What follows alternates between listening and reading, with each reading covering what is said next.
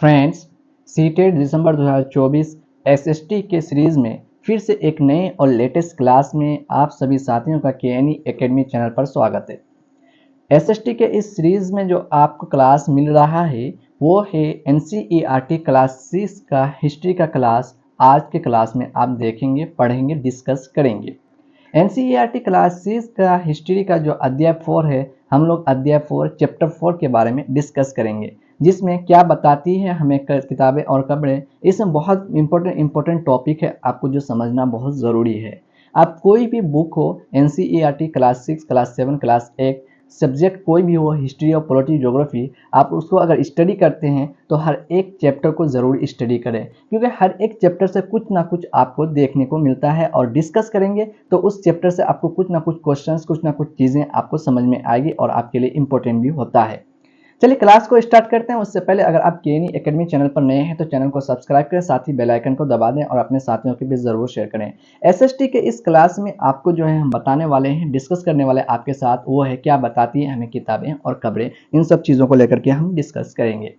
इसमें जो है सबसे पहले पुस्तकालय में मेरी ये सब चीज़ दिया गया है। इस सब चीज़ का कोई इंपॉर्टेंट नहीं, कोई महत्वपूर्ण नहीं है, ये आपके लिए भी ज़रूरी नहीं है। आगे हम लोग डिस्कस करते हैं। दुनिया के प्राचीनतम साहित्यिक स्रोतों में से एक, इन चीज़ों के बारे में डिस्कस करते हैं कि ये है क्या। दुनिया के प्राचीनतम साहित्यों में स्रोतों में से एक जो चीज़ है वो क्या है, और ये इंपॉर्टेंट टॉपिक है आपके लिए, इसलिए क्लास को लास्ट तक ज़रूर देखिए। आपने जो है 10 क्लास किए होंगे, 12 क्लास में होंगे, तो उसमें आपने ज़रूर सुना होगा वेदों के बारे में। क्या वेदों के बारे में ज़रूर सुना होगा। ये तो क्लास 6 का इसलिए बोल रहा है कि शायद आप तुमने सुना होगा, लेकिन क्लास 10 आपने किए होंगे, क्लास 12 किए होंगे, तो उसमें हिस्ट्री में आप ज़रूर इस चीज़ को सुने होंगे वेदों के बारे में। वेद कितने? 4 प्रकार के होते हैं। वेद कितने प्रकार के? 4 प्रकार के होते हैं। ऋग्वेद, समवेद, यजुर्वेद और अर्थवेद। ऋग्वेद 4 प्रकार के होते हैं।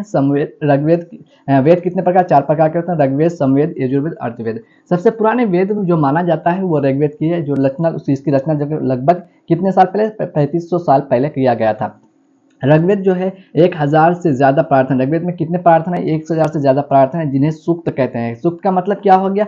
अच्छी तरह से बोला गया। सूक्त का मतलब हो गया अच्छी तरह से फैला गया। और इसमें जो है विभिन्न प्रकार के देवी देवताओं की जो स्तुति है उसको रचा गया है।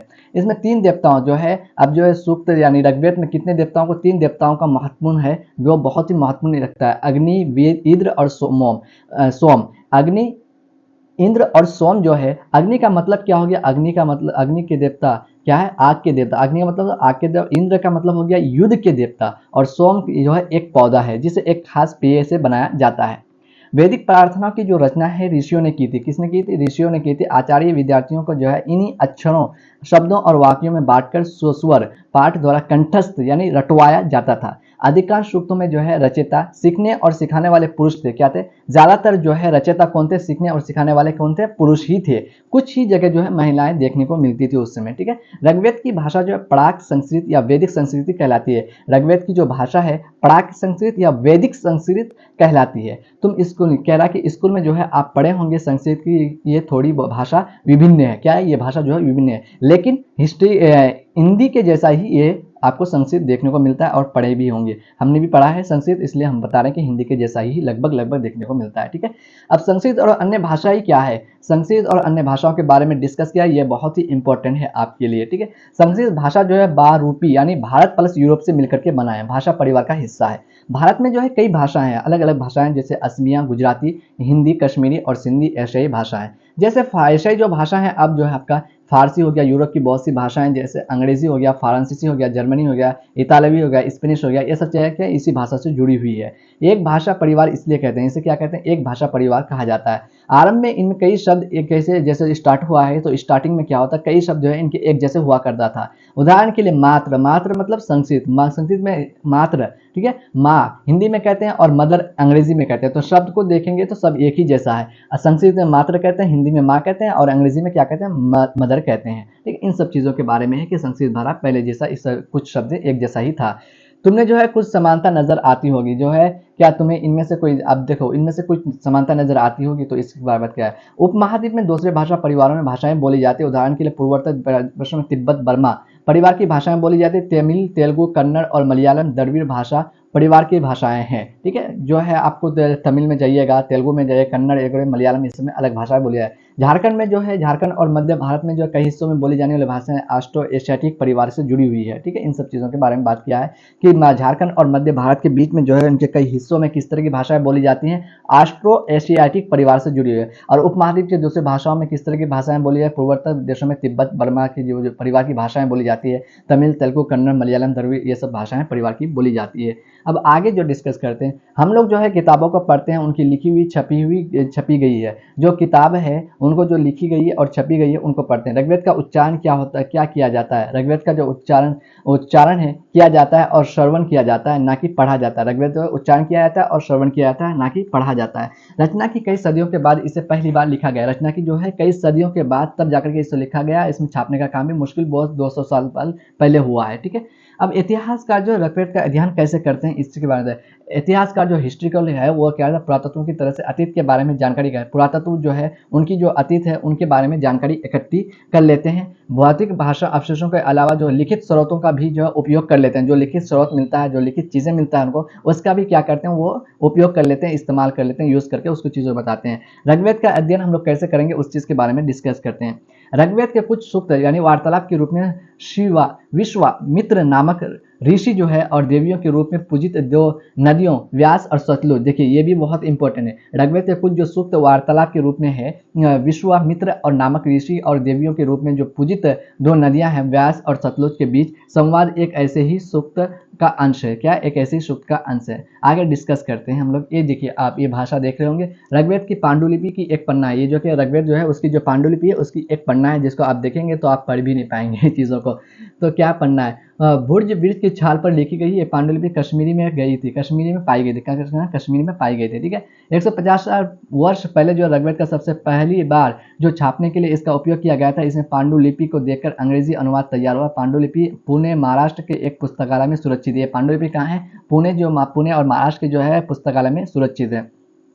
विश्वामित्र और जो है नदियाँ क्या है उसके बारे में डिस्कस करते हैं साथियों। अगर आप अभी तक केएनई एकेडमी चैनल पर नए हैं तो चैनल को जरूर सब्सक्राइब करके सपोर्ट दर्ज कीजिए और ज़्यादा से ज़्यादा फॉरवर्ड जरूर कीजिए, क्योंकि यहाँ से जो है साथियों सभी स्टूडेंट एसएसटी के क्लासेस को बेहतर तरीके से कर सकता है। और जो है हिंदी के क्लासेस के पीवाईक्यूज, उर्दू के पीवाईक्यूज, लैंग्वेज की जो भी पीवाईक्यूज है, धीरे धीरे हम कोशिश करेंगे सभी सब्जेक्ट को लाने के लिए, क्योंकि हम ये इतना बड़ा चैनल नहीं हो चुका है कि हम सभी चीज़ों को एक साथ कर पाएँ। सभी चीज़ों को धीरे धीरे ही कर सकते हैं, एक साथ नहीं कर सकते हैं। इसलिए आपका सपोर्ट और आप फॉरवर्ड करेंगे तो ज़्यादा से ज़्यादा हमें यहाँ पर सपोर्ट मिलेगा और हम जो है आपके लिए बेहतर से बेहतर फ्री ऑफ कॉस्ट चीज़ों को करने के लिए कोशिश करेंगे, ठीक है। विश्वामित्र क्या है नदियों अपने बछड़ों को चाटती हुई दो दमकीती गायों की तरह है, फुर्तीली घोड़ों की चाल के पहाड़ों के नीचे आओ, ये सब चीज़ों के बारे में बात करता है। स्फुट तुम रथों की गति के सागर के बहुत जो है ये सब चीज़ों की बात किया, मिल जाना चाहती हो, ठीक है। नदियाँ क्या है? अब नदियाँ जल से परिपूर्ण हम देवी देवताओं के बनाए रास्ते पर चलते हैं। जल से परिपूर्ण जो है देवी देवताओं के बनाए रास्ते पर चलते हैं। एक बार निकलने पर, ये इतिहास है, इतिहास के बारे में बात करते हैं हम। निकलने पर हमें रोका नहीं जा सकता। ऋषि तुम इससे प्रार्थना क्यों कर रहे हो, ये चीज़ बोला गया है, ठीक है। ये सब चीज़ डिस्कस किया गया है किसमें? विश्वामित्र और जो है विश्वामित्र और नदिया के बारे में सब चीज़ डिस्कस किया गया, जो आपके लिए इंपॉर्टेंट नहीं है। हमने पढ़ के देखा, ये इंपॉर्टेंट आपके लिए नहीं है। आगे हम लोग डिस्कस करते हैं चीज़ों के बारे में। मवेशी और घोड़े और रथ जो है उसके बारे में। ऋग्वेद में मवेशियों और बच्चों, खासकर पुत्रों और घोड़ों के प्राप्ति के लिए अनेक प्रार्थनाएं हैं। क्या? अनेक प्रार्थनाएं ऋग्वेद में मिलता है। घोड़ों की लड़ाई में रथ खींचने के घोड़ों की लड़ाई में जो है घोड़ों को जो है लड़ाई में रथ खींचने का काम में लाया जाता था। इन लड़ाइयों को मवेशी जीत कर लाए जाते थे। क्या थे? इन लड़ाइयों में जो है मवेशियों को क्या कर जीत कर लाए थे। लड़ाइयों में जैसे वैसे जमीन के लिए भी लड़ी जाती थी। अब जो है अभी भी जमीन के लिए लड़ाई लड़ी जाती है। ज़्यादातर चारागाहों में जहाँ पर जैसी जौ जैसी जल्दी तैयार हो जाने वाली फसलों को उपजाया जा सकता है। कुछ लड़ाइयाँ पानी के स्रोतों के लिए भी बंदी बनाने के लिए भी लड़ी जाती थी। पानी का जो स्रोत है उसके लिए भी क्या है, उसको भी बंद करने के लिए लड़ाई लड़ी जाती थी। युद्ध में जीते गए धन को कुछ भाग सरदार रख लेते थे और बाकी भाग जो है पुरोहित को दे दिया जाता, जो जीत कर लेकर आते थे उसको। शेष धन आम लोग हैं उन लोगों में बांट दिया जाता था, ठीक है। कुछ धन यज्ञ करने के लिए प्रयुक्त होता था। कुछ धन को क्या करते थे, जो जीत करके आते थे उसको यज्ञ के लिए, यज्ञ की आग में आहुति दी जाती थी। ये आहुतियाँ देवी देवताओं को दी जाती थी। घी, अनाज और कभी कभी जानवरों को भी आहुति दे दी जाती। घी, अनाज हुआ, आप जानवर को भी बलि चढ़ाते थे उस समय, ठीक है। अधिकांश पुरुष इन युद्धों में भाग लेते थे। ज़्यादातर पुरुष क्या है इन युद्धों में भाग लेते, कोई स्थान सेना नहीं होते थे। लेकिन लगभग जो है सभी सभाओं में मिलते जुलते हैं और युद्ध व शांति के विषय में सलाह मशवरा भी करते रहते थे, ठीक है। और वहाँ ये ऐसे लोग अपना सरदार चुनते थे जो बहादुर और कुशल युद्ध में हो। अब जो लोगों की विशेषता क्या है, उन सब के बारे लोगों की विशेषता बताने वाले शब्द क्या, उन चीज़ के बारे में बात करेंगे कि लोग की क्या किस तरह से विशेषता थी, उन चीज़ के बारे में हम लोग डिस्कस करते हैं। आगे ज़्यादा नहीं है, आपके लिए बहुत कम है, इसलिए सारे टॉपिक को हम लोग कंप्लीट करके देखते हैं, आपको खत्म करके दिखाते हैं, ठीक है। लोगों का जो वर्गीकरण है, काम है, भाषा, परिवार, समुदाय, निवास स्थान या संस्कृति परंपरा के आधार पर किया जाता है। लोगों का जो वर्गीकरण क्या है, उसका जो है काम है, भाषा है, परिवार है, समुदाय, निवास है, स्थान है, संस्कृति परंपरा के आधार पर जो है उसके हिसाब से उसका किया जाता था, ठीक है। ऋग्वेद में लोगों की विशेषता बताने वाले कुछ शब्द को देखेंगे हम लोग, ठीक है। क्या है, ऐसे दो समूह जिनका वर्गीकरण काम के आधार पर किया जाता था, पुरोहित जिन्हें कभी कभी ब्राह्मण कहा जाता था, तरह तरह के यज्ञ और अनुष्ठान करते थे। दूसरे लोग राजा होते, दूसरे लोग क्या थे, राजा थे। वे राजा जैसे वैसे नहीं थे जिनके बारे में तुम बाद में पढ़ो, वे राजा ऐसे नहीं थे जिनके बारे में तुम बाद में पढ़ोगे। ये ना तो बड़ी राजधानियों और महलों में रहते थे, ना कि पास की सेना थी इनकी, ना ही ये कर वसूलते थे। पढ़ाया राजा की मृत्यु के बाद उसका बेटा अपने आप ही शासक नहीं बन जाता था, अपने आप ही से क्या वो शासक नहीं बन जाता था, ठीक है। ऐसा नियम था उसका। पिछले अनुभव के बारे में हम लोग बात करेंगे। जनता या पूरे समुदाय के लिए दो शब्दों का इस्तेमाल होता था। जनता या पूरे समुदाय के लिए दो शब्द, एक था जिसका प्रयोग हिंदी व अन्य भाषाओं में आज भी होता है, दूसरा था जिससे वैश्य शब्द निकला है। इस विषय पर अध्याय 5 में हम लोग पढ़ेंगे। अध्याय 5 में विस्तार से अध्याय जो 5 आएगा हम लोग का उसमें पढ़ेंगे, ठीक है। ऋग्वेद में विष और जनों के नाम मिलते हैं। ऋग्वेद में क्या है, विष और जनों के नाम मिलते हैं, इसलिए हमें पूर्व जन या विश्व भारत जन या विश्व युद्ध जन या विश्व जैसे उल्लेख मिलते हैं, ठीक है। अब हम लोग आगे डिस्कस करेंगे कि नाम जाना पहचाना लगता था कैसे, इनमें से तुम्हें कौन सा नाम जाना पहचाना। जिन लोगों के प्रार्थनाओं की रचना की कभी कभी खुद को आर्य कहते थे तथा अपने विरोधियों को दास या दस्यु कहते थे। दस्यु वे लोग थे जो यज्ञ नहीं करते। दस्यु किससे कहते हैं, जो लोग यज्ञ नहीं करते। क्लास को इंपॉर्टेंट है, आप लास्ट तक जरूर देखिएगा, बाद में कहिएगा कि फायदा नहीं हो रहा है, लास्ट में जरूर देखिए। यज्ञ नहीं करते थे और शायद दूसरी भाषाएं बोलते थे। बाद के समय में जो है दास यानी स्त्रीलिंग दासी शब्द का मतलब गुलाम हो गया। दास वो स्त्री पुरुष होते थे जिन्हें युद्ध में बंदी बनाया, यानी जो युद्ध करने गए और युद्ध में बंदी बनाकर लेकर के आ गए, उनके मालिक की जायदाद माना जाता था। उन्हें क्या है, उनके मालिक की जायदाद में जो भी काम मालिक चाहते थे उन्हें वो सब करना पड़ता था। यानी मालिक जो भी हुक्म दिया उसको क्या करना पड़ता था, यानी बंदी जो बना दिया गया था इंसान को, वो बंदी इंसान उसको जो बोला जाता है उसको भी करा भी देखेंगे। अभी ऑफिस में काम करते हैं तो उसको जो बोला जाता है करना पड़ता है, तो ये भी एक तरह से समझ ही लीजिए होंगे। जिस युग में उपमहाद्वीप के उत्तर पश्चिम में ऋग्वेद की रचना हो रही होती है उसी समय दूसरी जगहों पर एक अलग तरह की विकास हो रहा था। देखो क्या वहाँ क्या हो रहा था, ये सब चीज़ों में। खामोश प्रहरी कहानी महापाषाणों की है। अगले पृष्ठ चित्रों को देखें हम लोग, जो अगले पृष्ठ में जो चित्र दिया उसको देखेंगे। शिलाखंड महापाषाण, बड़ा पाषाण पत्थर, महा मतलब बड़ा, पाषाण मतलब पत्थर हो गया, नाम से जाने जाते हैं। ये पत्थर दफन करने की जगह पर लोगों के द्वारा बड़े करीने से लगाए गए थे, यानी जो दफन किए जाते थे उसके लिए। महापाषाण कपड़े बनाने की प्रार्थना लगभग 3000 साल पहले शुरू हुई है। महापाषाण में जो है कपड़े जो बनाने की प्रथा जो है लगभग कितने साल, 3000 साल पहले शुरू हुई। यह प्रथा दक्कन, दक्षिण भारत और उत्तर पूर्वी भारत और कश्मीर में प्रचलित थी। कहाँ थी, दक्कन और दक्षिण भारत, उत्तर पूर्वी भारत और कश्मीर में क्या थे, प्रचलित थी, ठीक है। कुछ महत्वपूर्ण महापाषाण पुरास्थल मानचित्र 2 में दिखाए गए हैं, उसके बारे में देखेंगे अभी हम लोग। कुछ महापाषाण जमीन के ऊपर ही दिखे जाते हैं, कुछ महापाषाण जमीन के भीतर भी होते हैं, ठीक है। इसके बारे में डिस्कस किया गया है। ये जो है आपका देख रहे होंगे ये सारी चीज़ें, इसके बारे में बात किया गया। ये पत्थर है, महापाषाण है। कई बार पुरातत्वों को गोलाकार सजाए हुए पत्थर मिलते थे। गोलाकार जो है देखिए सजा करके मिलते थे, ठीक है। कई बार अकेला खड़ा हुआ पत्थर भी, कई बार जो है एक अकेला सिंगल पत्थर भी खड़ा हुआ मिलता है, जो प्रमाण है कि जमीन के नीचे कब्रों को दर्शाया गया है, यानी जमीन के नीचे किसी को दर्शाया गया है, ठीक है। ये चीज़ होता था उस समय। महापाषाणों के निर्माण के लिए लोगों को कई तरह के काम करने पड़ते। लोगों को कई तरह के क्या करें, काम। जब हमने जो कार्यों की सूची बनाई है उन्हें क्रमबद्ध करो। क्रमबद्ध करने के लिए होता है गड्ढे, शिलाखों ढोकर लाना, बड़े पत्थरों को तराशना और मरे को जो मर जाते हैं उनको दफनाना। इन सब कब्रों में कुछ समानताएं हैं। सामान्य मृतकों को खास किस्म की मिट्टी के बर्तनों के साथ दफनाया जाता है। जो खास किस्म की मिट्टी होती है, मिट्टी के बर्तन, उसके साथ ही उसको क्या दफनाया जाता था, जिन्हें काले लाल मिट्टी बर्तनों, ब्लैक एंड रेड वेयर के नाम से जाना जाता है। किसे रेड वेयर के नाम से जाना जाता है। इनके साथ ही मिले हैं लोहे के औजार और हथियार। लोहे के औजार है क्या, लोहे के जो औजार है, हथियार भी देखिए मरे हुए इंसान के साथ इस चीज़ दिया जाता था। हथियार और औजार, घोड़ों के कंगाल और सामान तथा पत्थर के सोने गहने भी मिले हैं। बताइए, मरे हुए इंसान को ये सब चीज़ें दिया करता था उस समय। ये सब चीज़ें, ये सारी चीज़ें जो है, लोहे के जो हथियार है वो सब चीज़ें मिले, ये घोड़े का जो लगाम वगैरह ये सारी चीज़ें हैं, ये सब चीज़ें मिला करता था उस समय। ये सब चीज़ हुआ करता था जो लड़ाई करके। लोगों की सामाजिक असमानताओं के बारे में पता करना है आपको।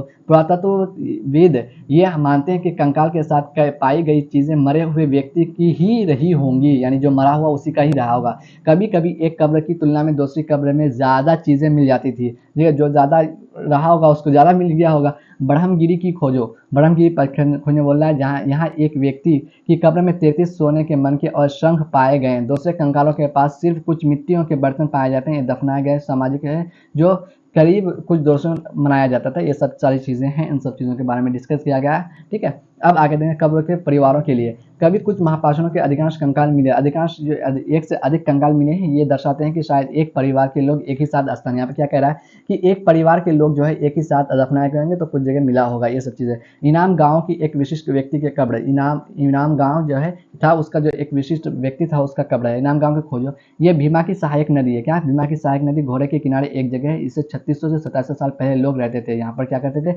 इस जो है 3600 से 2700 साल पहले लोग क्या करते रहते थे, वयस्क लोगों के पराया गड्ढे में सीधा लिटाकर दफनाया। वयस्क लोगों का सीधा दफना गड्ढे में क्या कर दिया था, सीधा दफना दिया जाता था। उनका जो परिवार उत्तर की ओर होता था, कई बार उन्हें घर के अंदर दफना भी दिया गया, घर के अंदर भी दफना दिया जाता था। ये सब चीज़ों के बारे में बात किया जो इंपॉर्टेंट नहीं है। जो इंपॉर्टेंट है मैं आपको पढ़ के बताता हूँ। घर के गाँव, सारी चीज़ें कंप्लीट हो गया साथियों। तो आज के इनाम गाँव के लोगों, ये सब चीज़ आपके लिए इंपॉर्टेंट नहीं है। ये इनाम गाँव के लिए जो चीज़ इंपॉर्टेंट था वो आपको लिए मैंने बता दिया। तो साथियों, आज के क्लास में हम लोगों ने जो अध्याय 4 को कब्रें और जो चीज़ें था, बेसिक चीज़ों, वो सारी चीज़ों को कंप्लीट करके मैंने बताया। कल के क्लास में फिर हम लोग अध्याय 5 को लेकर के आएंगे। अध्याय 5 एसएसटी के क्लास को लेकर के डिस्कस करेंगे कि अध्याय 5 में क्या है। हर एक चैप्टर को आपको देखना बहुत ज़रूरी है। जब तक नहीं देखेंगे तो उसके बारे में आप डिस्कस नहीं करते। मेरा मानना है कि आपको मैं हर एक चैप्टर से जो है, हर एक जो हिस्ट्री पढ़ा रहा हूँ, उस हिस्ट्री के हर एक चैप्टर, ज़्यादा चैप्टर तो हमारे 7-8 चैप्टर होता है। क्लास 7 क्लास 8 का आपको जो है 15 से 20 दिन के अंदर मैं सारा चैप्टर कंप्लीट करवा दूंगा। इसलिए आप उसके बाद फिर हम लोग क्या करेंगे कि इस चीज़ों को जो है मैराथन के रूप में लेकर के आएंगे। जो इंपॉर्टेंट, खूब इंपॉर्टेंट होगा, ज़्यादा इंपॉर्टेंट होगा, उसको लेकर के फिर एक अलग से मैराथन में लेकर के आएंगे। तो साथियों, फिर कल के क्लास में हम लोग अध्याय 5 में मिलेंगे। डेली क्लासेज होगी, कोई संडे, कोई मंडे, कोई ट्यूजडे नहीं, क्योंकि डेली क्लासेज देंगे तभी जाकर के आपका टॉपिक दिसंबर से पहले यानी एग्जाम से पहले सीटेट का कंप्लीट होगा। तो आप लगातार क्लासेज को देखें, वीडियो को लास्ट तक देखें और ज़्यादा से ज़्यादा फॉरवर्ड करें, ताकि हम बच्चों को ज़्यादा से ज़्यादा फ्री ऑफ कॉस्ट क्लासेस दे पाएँ और ज़्यादा से ज़्यादा उनके पीछे मेहनत कर पाएँ। क्योंकि जब तक आप सपोर्ट नहीं करेंगे, आप फॉरवर्ड नहीं करेंगे, तो हम जो है चीज़ों को इतना बेहतर तरीके से नहीं कर पाएंगे, ये इतना बड़ा चैनल नहीं हो गया है। तो चलिए साथियों, कल के क्लास में हम लोग मिलते हैं अध्याय 5 को लेकर के।